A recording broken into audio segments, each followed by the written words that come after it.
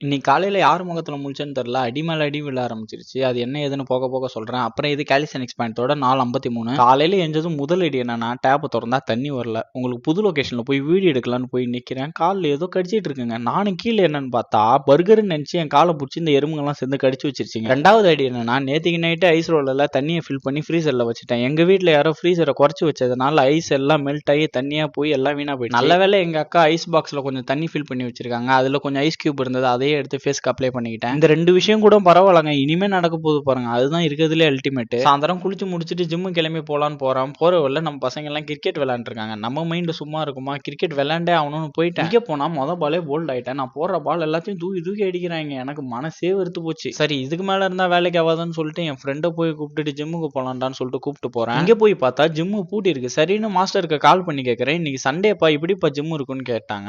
இந்த பயணம் ஆரம்பிச்சதுல இருந்து எந்த நாள் எந்த கிழமை எல்லாம் மறந்து போச்சு. ஜஸ்ட் பயணம் 53வது நாள்ன்றது மட்டும் தான் ஞாபகம் இருக்கு. இன்னைக்கு திரும்புற பக்கம் எல்லாம் சரிப்படி. சரி ஜிம்முக்கு ஆப்போசிட்லயே ஒரு சூப்பு கடை இருந்தது. அங்க போய் சூப்பு குடிச்சிட்டு அப்புறம் கடைசியா என் ஃப்ரெண்டு முடிவெட்ட போகணும்னு சொன்னா. அவனை போய் அங்க விட்டுட்டு இன்னைக்கு என்னால முடிச்சுக்கிட்டேன். இன்னைக்கு நிறைய செருப்படி வாங்கிட்டேன். சரி நீங்களாவது நம்ம ஐடி ஒரு ஃபாலோ தட்டு போங்க. பாய்.